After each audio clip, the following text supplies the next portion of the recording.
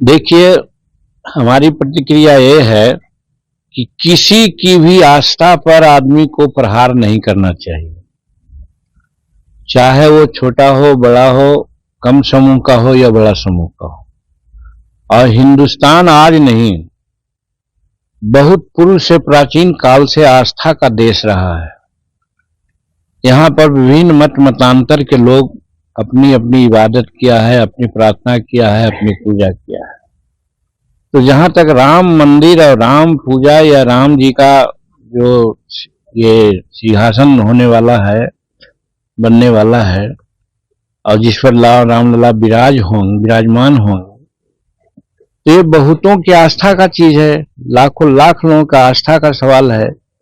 किसी के आस्था पर हम समझते हैं, अगर कोई कहता है, चाहे चंद्रशेखर जी रहे, चाहे जीतन मांझी रहे, चाहे कोई रहे, ये गलत बात है, हिंदुस्तान की परंपरा के विपरीत बात है जो वो करते हैं। और हमको ऐसा लगता है कि तेजस्वी जी ने भी कुछ ऐसा कहा है, जब बीमार पड़ोगे तो अस्पताल जाओगे कि मंदिर जाओगे। आज उनका आदमी ये कह रहे हैं, फिर उनका एक विधायक और कोई है वो बोलते हैं। तो ये राष्ट्रीय जनता दल के लोग यहाँ पर तुष्टीकरण की राजनीति कर रहे हैं। वो समझते हैं कि ऐसा करने से जो मुसलमान वोट, अल्पसंख्यक वोट हमको मिलता रहा है, उसमें कोई सेंधमारी नहीं होगी। और इसके लिए आप जानते हैं कि नरेंद्र भाई मोदी जी जो हिंदुस्तान के सत्ता पर आज हैं, वो सबका साथ, सबका विश्वास और सबका प्रयास से काम कर रहे हैं। अभी आपने देखा होगा आप कि कई एक टापुओं में जाने का काम किया है जहां मुसलमानों की संख्या ज्यादा है, और मुसलमानों के संबंध में जो समस्याएं हैं, उनकी समस्याओं को भी निदान करने की बात उन्होंने की है। यानी जो एनडीए और खास करके भाजपा पर ये तोहमत लगाया जा रहा था कि वो सिर्फ एक धर्म के बारे में बात बोलते हैं, दूसरे के बारे में नहीं है, इस चीज को नरेंद्र भाई मोदी जी झुठलाने की बात कर रहे हैं और सच्ची बात कर रहे हैं। भारत की संस्कृति के अनुरूप वो बात कर रहे हैं कि यहाँ एक धर्म का कोई गुंजाइश नहीं है, सर्वधर्म समभाव की बात यहाँ पर आई है। तो एक तरफ जब वो कर रहे हैं तो लगता है कि राजद का अपना पैर के तले का जमीन घिसकता नजर आ रहा है। सिर्फ इनका आधार यहाँ पे सिर्फ एक जाति विशेष का है, और जाति विशेष में भी प्रबुद्ध लोगों का नहीं है।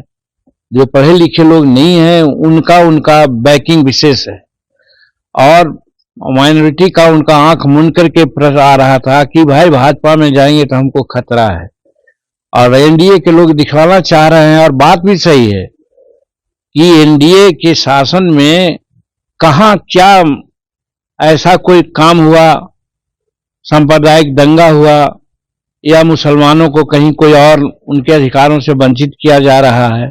ये सारी बातें तो ही नहीं, बल्कि आज मुसलमान के जो महिलाएं हैं, जो 3 तलाक का मामला को सेटलमेंट किया हमारे नरेंद्र भाई मोदी जी, तो मुसलमान महिला में हम समझते हैं 70-80% महिला आज भाजपा के समर्थक हैं।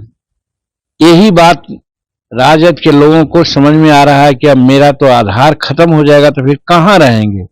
इसके लिए चंद्रशेखर जी को उस्काया गया है। चंद्रशेखर जी बोलते हैं, और हम कहना चाहते हैं, जबकि आप स्पष्ट जान लीजिए, हम पूजा पाठ नहीं करते हैं, हम अंगूठी बद्धी नहीं बांधते हैं, और हम ये भी कहीं काल कहा है कि भाई अपनी अपनी मान्यता है, मानना जो भी मानते हैं उसको हम झुठलाते लेकिन हमको उसमें विश्वास नहीं है।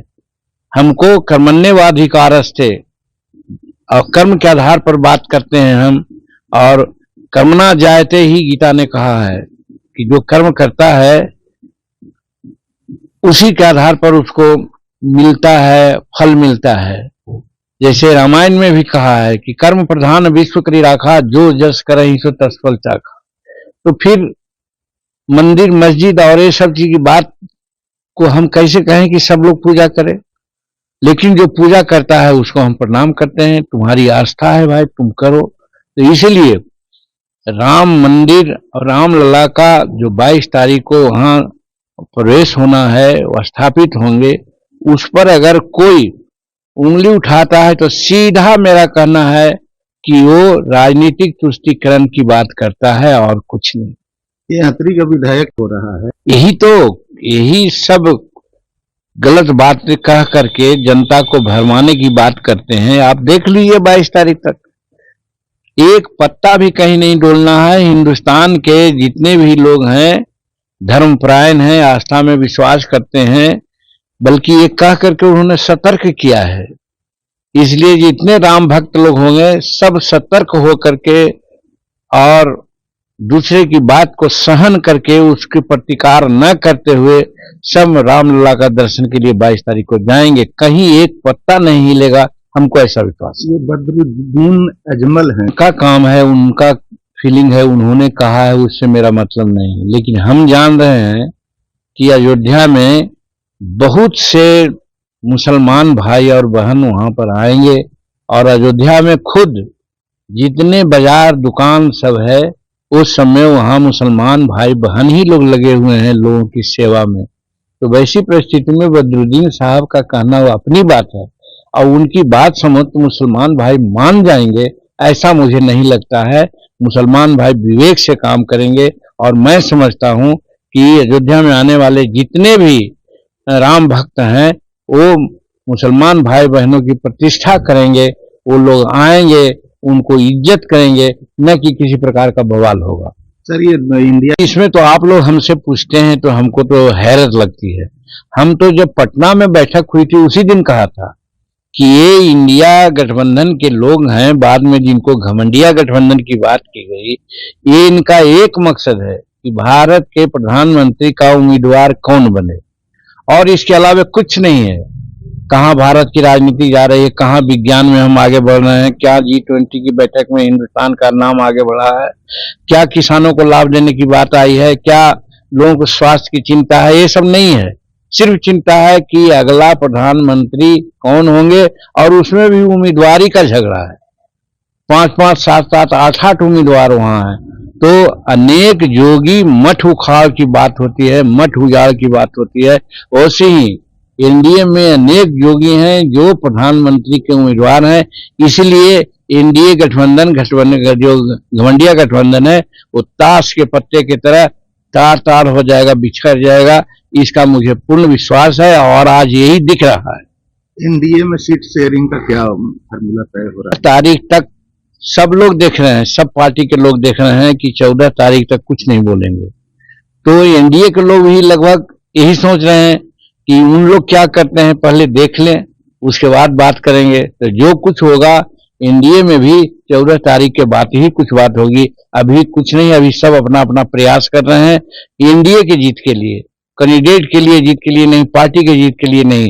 भाजपा भी कर रहे हैं तो एनडीए की जीत के लिए, हम लोग भी कर रहे हैं तो एनडीए की जीत के लिए। आज देखिए कि हम लोग डोभी में किया है, सिरघाटी में किया है, फतेहपुर में किया है, देखिए 13 तारीख को करने जा रहे हैं, हम लोग वजीरगंज में करने जा रहे हैं।